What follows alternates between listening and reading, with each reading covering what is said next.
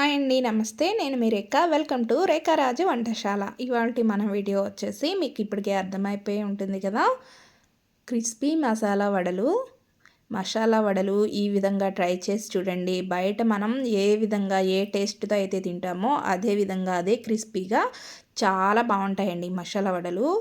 ఒకసారి ఈ విధంగా ట్రై చేసి చూడండి.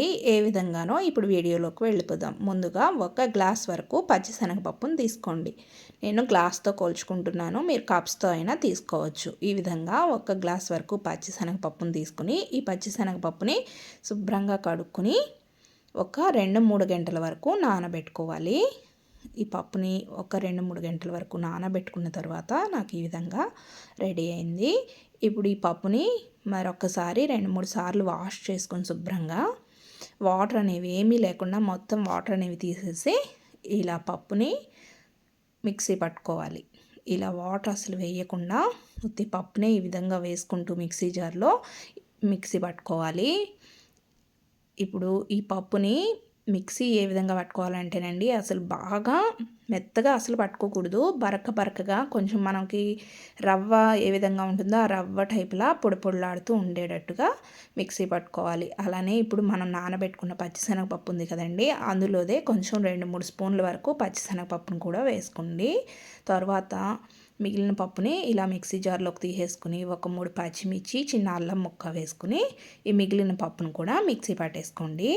ఈ విధంగా మిక్సీ పట్టుకున్న తర్వాత ఈ మిశ్రమాన్ని కూడా ఈ బౌల్లో వేసేసుకుని ఇప్పుడు ఇందులో ఒక 2-3 ఉల్లిపాయల్ని ఈ విధంగా సన్నగా కట్ చేసుకుని ఒక 2-3 పచ్చిమిర్చిని కూడా కట్ చేసుకుని ఇలా యాడ్ చేసుకోండి. తర్వాత 1 స్పూన్ వరకు జీలకర్ర, ఒక 2 స్పూన్ల వరకు సాల్ట్ వేసుకోండి.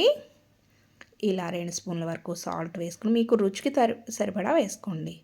తర్వాత కొంచెం కొత్తిమీరను కూడా వేసేసుకుని ఈ మిశ్రమం బాగా కలిసేటట్టుగా ఈ విధంగా బాగా కలుపుకోవాలండి.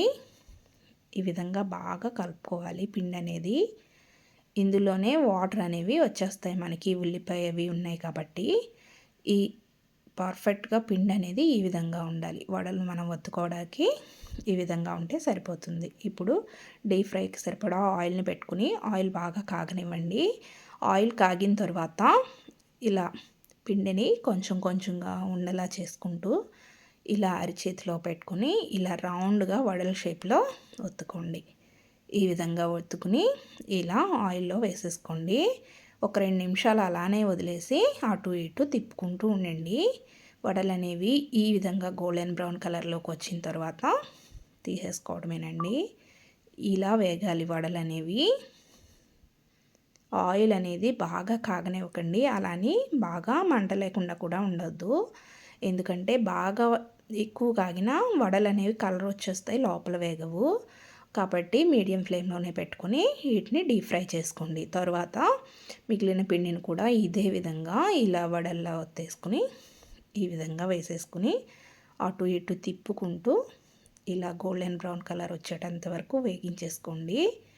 ఇలా వేగించేసుకుంటే మనకి మసాలా క్రిస్పీ వడలు అనేవి రెడీ అయిపోతాయి.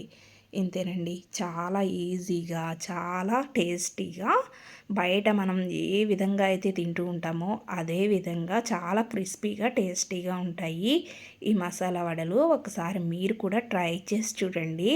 పిల్లలకి ఈవినింగ్ స్నాక్స్లా కానీ మనం పెద్దవాళ్ళం మధ్యాహ్నం తినడానికి కూడా చాలా బాగుంటాయండి. ఒకసారి మీరు ట్రై చేయండి ఇంట్లో. మీరు కూడా ఒకసారి ఈ విధంగా ట్రై చేసి చూసి ఎలా వచ్చాయో నాకు కామెంట్స్లో చెప్పండి. మరిన్ని వీడియోస్ కోసం మన ఛానల్ని లైక్ చేసి సబ్స్క్రైబ్ చేయండి. మీ ఫ్రెండ్స్ అండ్ ఫ్యామిలీ మెంబర్స్కి షేర్ చేయండి. వీడియో చూస్తున్నారు కానీ లైక్ అనేది చేయట్లేదు. ప్లీజ్ లైక్ చేయండి, షేర్ చేయండి. Thanks for watching.